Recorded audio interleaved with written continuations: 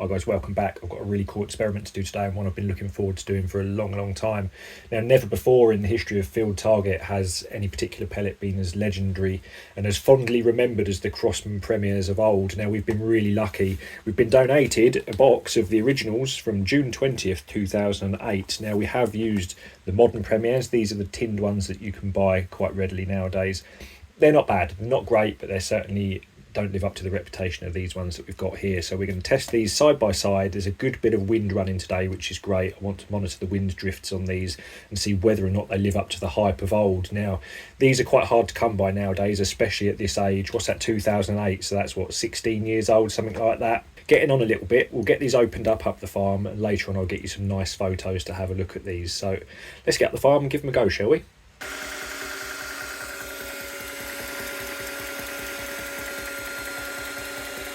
Right then guys, we're here. So we've got the 9015, we're just under 25 yards, the normal semi-sheltered spot. We do have quite a strong headwind at the moment. We've got about 14-15 mile an hour winds at times. I'm going to try my best to be as consistent letting these shots off. Now, I'm not going to try and avoid the wind too much. Competitions are won or lost in the wind. If we get any decent performance at the shorter range, we're then going to take them out on open ground, push them out a bit further still.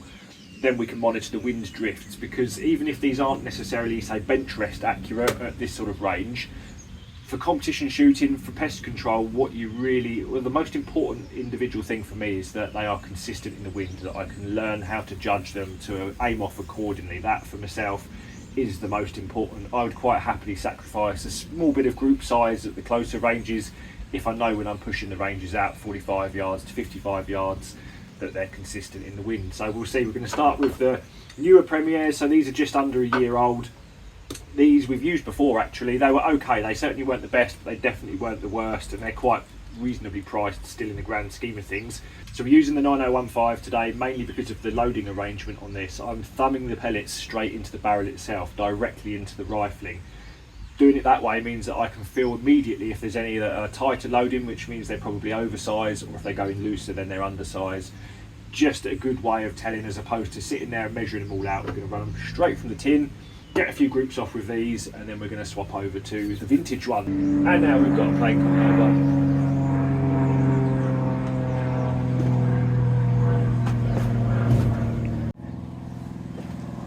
I don't know what it is up here. Every time I put the camera on, there's either someone strimming or angle grinding. There's a bloke at the moment doing some stunts in a little aeroplane right above us at the moment.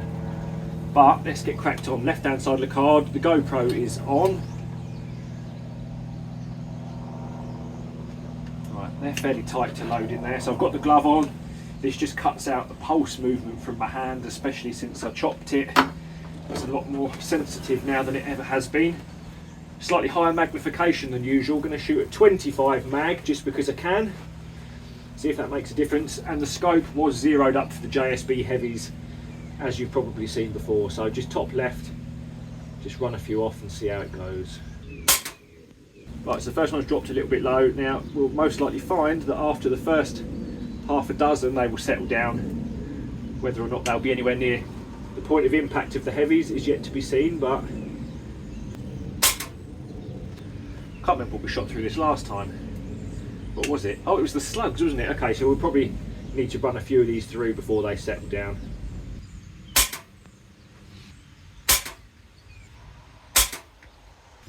Okay, so that one's quite tight again. Now this is one of the reasons why the JSBs suddenly became so popular in the sort of early 2000s, and the air arms fields and the likes. They made more power. These do seem to sap quite a bit of power. We tested these before. They were about 15-20 feet per second slower than the JSB heavies. Now that doesn't seem that significant, but it actually can be. Certainly back then, sort of the late 90s, early 2000s, things like regulators and stuff like that was very well advanced, but the valving and things has progressed quite a bit since. What that meant was that the rifle could then be backed off, so everything would be performing under a little bit less stress. The sight pictures were nicer as well, so not just an improvement in downrange accuracy, but certainly an improvement in your shot cycle and everything else. So you can kind of see why these were overlooked a little bit.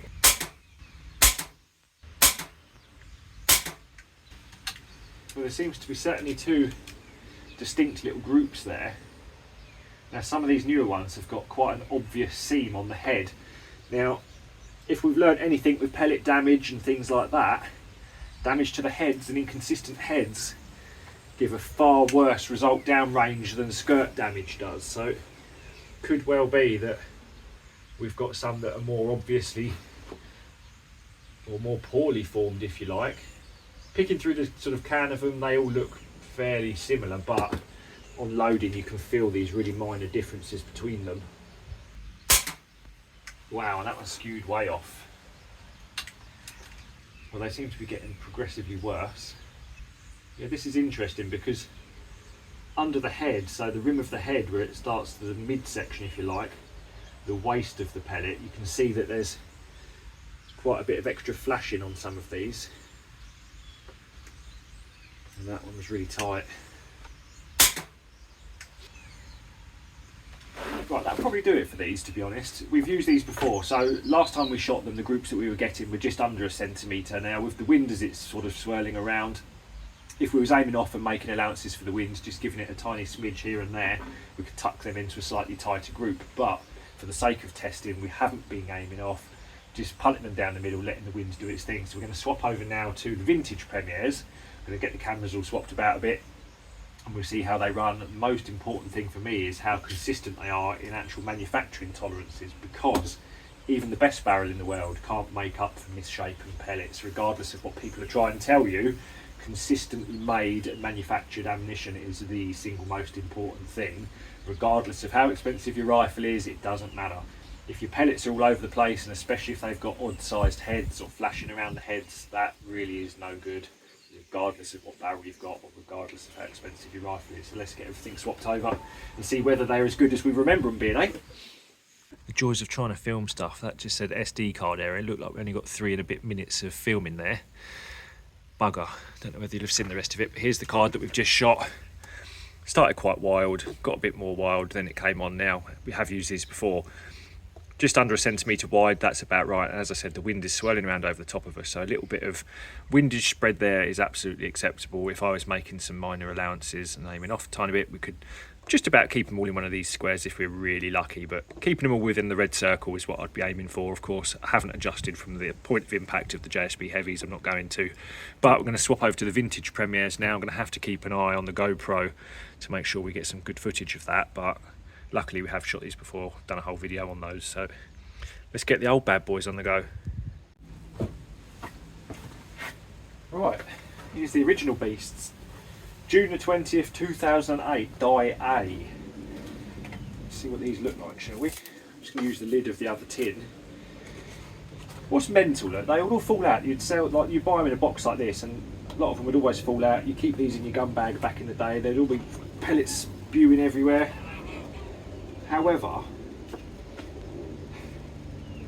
they're immediate. When we get back, I'll do some comparison photos. Despite their age, immediately you can see there's far less flashing around these. They look in much better condition. They certainly look a higher quality pellet in comparison. But it doesn't matter what they look like. More important is how they shoot. So let's just count a few into there. Wait for the old Red Baron to fly over. I have to be careful with that GoPro. I'll have to get everything ready, then go and get the goey on down the end. Okay, so that felt different to load. Probably about the same sort of friction to get it in there, but it felt a bit smoother, if anything. We're not making any scope adjustments. We're just going to go for the top right target, see where they start off and whether they tighten up. Well, that's a good start. It's bang on the centre line.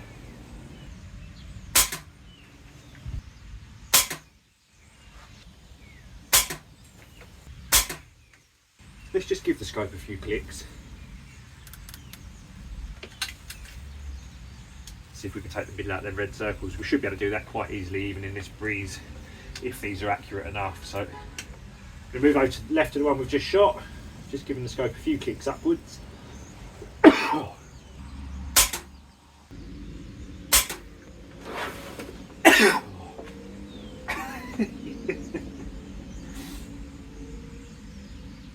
Flipping eyes watering now. It's fun trying to make videos. Cameras don't work, get coughing fit. Oh. But on the plus side, these appear to be significantly more accurate. Although they're quite a tight fit into the barrel, they actually glide in. It almost feels as if they're a completely different makeup of lead to the later ones. There's not a lot wrong with them.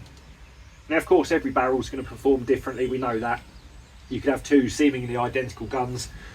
One barrel might not like a particular ammo and the other one might shoot it beautifully, but of course that still doesn't make up for poor tolerances in your ammo, as I've already mentioned. But these certainly feel consistent on loading, and straight away they're going where I point them. Right, well there you go, so that's perfect. I'm going to go and check the GoE quick, make sure it hasn't messed around. Oh, come on, focus, you beast. Bugger. Hopefully we've got some of that. If not, that's what we've just shot. So these were the first ones. Started off a bit wayward, had one that dropped a little bit low, but then I made a quick scope adjustment, as you saw. Now that's probably only about a 7mm group there, so that's just over 1/4 of an inch. With the breeze that we've got running over the top at the moment, that's absolutely fine for the first few. Now I've no doubt that they will tighten up a little bit further, so I'm going to run off just a couple more groups here, probably do that off camera just to make sure that everything's okay. Then we're going to go and find somewhere a little bit further out in the fields on some open ground and push the ranges out, see if we can get a bit that's not flooded, and then we can monitor the wind drifts. But you can see straight away that the groupings through that barrel, the vintage premiers, even just for the first sort of 10, 12 that have gone through it, are significantly better. Oh, this is getting a bit annoying now. Hopefully I managed to get the first couple of groups. I just did a couple off of the main camera here, just to see what we can actually get. Now, I had one little bit there where there was no wind at all and it went straight down the middle here, a couple that were really quite tight. So the wind is pushing over the top of us from right to left, and it is gusting quite hard, so they're actually going exactly where you want. Got a couple that skewed right off with some bigger gusts that I'd misread a little bit, but of course that's what pellets do in the wind. There's nothing there to suggest that they're really sort of anything untoward. That's what the wind does, that's what the wind did. Of course you'll be making minor adjustments and aiming upwind to accommodate that, but overall not too bad. So what we're going to do now then is going to go and find a spot a bit further out. Don't quite know what we're going to do with this GoPro at the moment, but maybe what we'll do is just chuck some knockdowns out instead so you can see when we hit them. I've got a couple of my custom targets here as well. We'll see whether or not I can actually hit some of the extended ranges in this stiff breeze, so let's do it. Right, saw blade targets out. We're in the sand school. It's about the driest spot we've got at the moment, so that is, what's that, 35mm, something like that, the kill zone on there. We'll double check it later on. You can see there's a couple of little pellet strikes down on the bottom there on the reset paddle there. Now we've got quite a good chasing wind at the moment, so it's going to be coming straight up my back, and then it's going to be coming over the top of us. It's sort of swirling a little bit, but certainly testing conditions.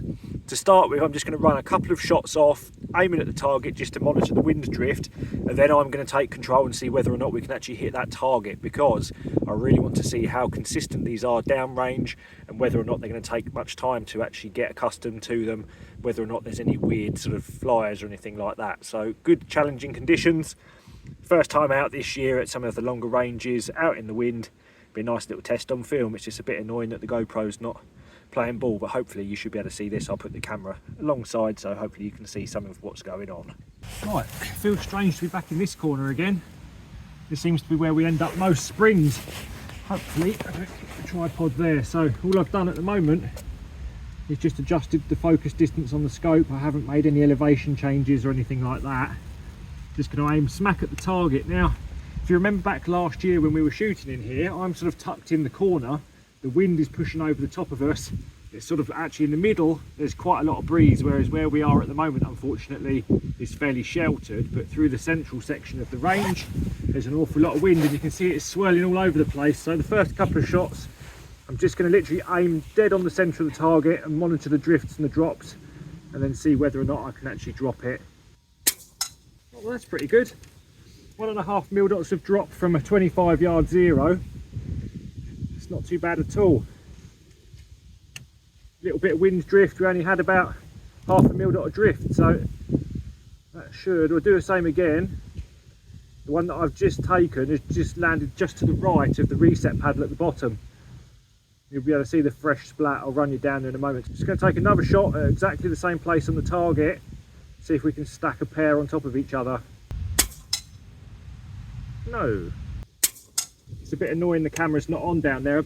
But what I'll do is attempt to explain what's going on when we go back down in a moment. But again, just going to take a fourth shot, aiming square at the centre of the target. So that one was the one that skewed off way to the left.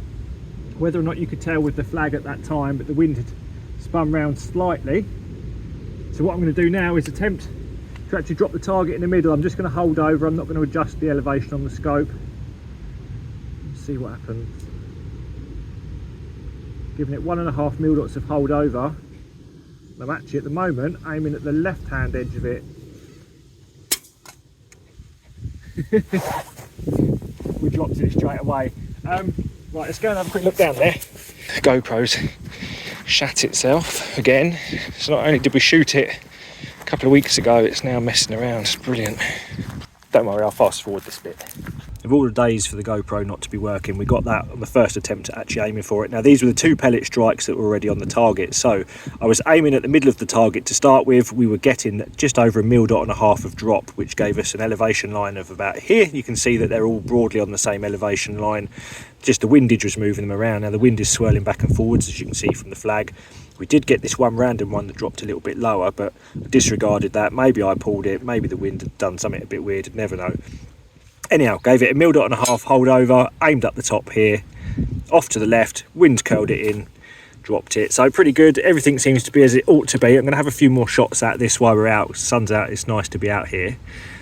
Bit annoying that the GoPro's not doing its thing, but I'd like to try and see if I can hit that a few more times now, just for sake of consistency. But certainly when you compare these older pellets to the newer versions of them, they look entirely different. The quality of these older ones looks significantly better, and they certainly perform better down range. And just from a few shots at the longer range, they look like they're going to be quite easy to judge. So I'll get a few more shots off and see whether or not we can actually drop that target a few more times. Well, the wind is doing its thing. They're performing as you'd expect them to. Of course, if the wind blows, your pellets are going to get moved around. That's just what happens, regardless of the groups and things that you'll see on the internet and stuff like that. The wind is moving them around. So I've just had a little play, just aiming off. Judging the wind in this corner is quite tricky, but they certainly appear to be doing what they ought to be doing. I'm misreading the wind slightly, but comparing the pellets, comparing these older vintage crossmans now, if you like, to the likes of the modern JSB heavies, these definitely drift a little bit more, but nothing too untoward, nothing that I would suggest is out of the ordinary. You could certainly learn these now, so certainly consistent in the build. Yeah, I mean, I'm glad that we've got the JSB heavies and the likes now. Certainly a good alternative. These are starting to hurt my thumb a little bit now loading these in, but you can certainly see why they were popular. And when you compare the old versions of the Premiers to the new ones, if you've got the choice to buy these old ones, I'd give them a go, because they are significantly better in the build quality, less flashy, and a much nicer looking pellet. Right then guys, we're back. Well, that's really frustrating, because of all the videos that we've done of late, this was the one that I really wanted to get some decent downrange GoPro footage of, but it seems to have become more and more of a liability of late. But in any case, what have we learnt today? Well, the vintage Premiers, the boxed ones here, they really aren't that bad at all. They're pretty good, to be fair, and considering that when these were around you didn't have the likes of the JSB heavies and things, which have really sort of taken over.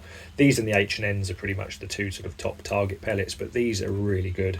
In terms of the build quality of the older ones compared to the modern tinned ones, the vintage ones, these are more consistent in the size, more consistent in the weight, and they're a much cleaner pellet. Now, bearing in mind, these have been knocking around in this box for the best part of 16 odd years.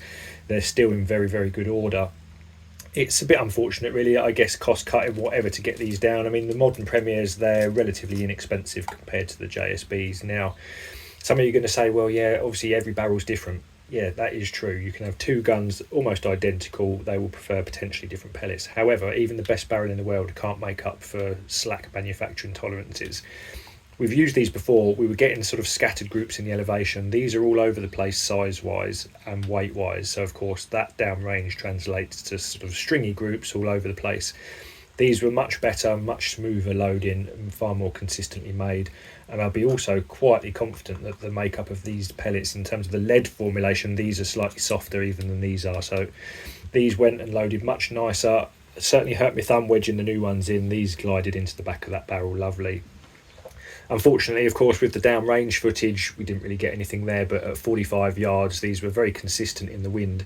They gave a similar amount of drop to a JSB heavy, which is about right. They're much the same sort of weight, although I was expecting maybe a bit more drop with those, because they generally run a little bit slower than a heavy. These being a bit softer, they tend to be a bit more efficient in the majority of barrels. They were consistent in the wind. The wind was swirling back and forwards. It was pretty savage at times, but I didn't really get anything that I would consider a flyer. The wind does what the wind does, and of course that moves your pellets. It's our job to then aim upwind, aim off accordingly so we hit our target. But the performance that I got from these today, legendary, probably, when that's the best that you could get back in the day. I can certainly see why. Now, we've got some further videos to do with these as well, because back in the day, everyone would wash these, clean them up, all manner of potions and lotions to get the best out of these different types of lube. So we're going to use some of these straight from the box. We're also going to lube some of those in a further video to see if we can improve the performance even more so. But overall, quite a fun little test. Definitely the older ones, if you can get your hands on any of these, be worth trying some. A lot of the guys I've seen, a lot of the comments over in America said that it's a different brand. Is it Benjamin branded versions from Crossman available in America, a single cavity die sort of setup? If any of you know any of the details on those, I haven't seen them over in Europe yet, but I'd be really keen to try them, because if we've got a even sensibly priced equivalent of these that are readily available, I would like to try them, because yeah, they're very, very good, certainly live up to the hype. And of course, when you haven't got these, of course, pre-2000 these didn't exist, so of course when that's what you've got, you can certainly see how they gained that reputation. But I'm really glad that we've got these to test and to play with. So yeah, overall great fun to be out. It was nice, had a little break last week, went and got myself a nice suntan, but back to work now, guys. So that'll do it for this one. I'll see you in the next one.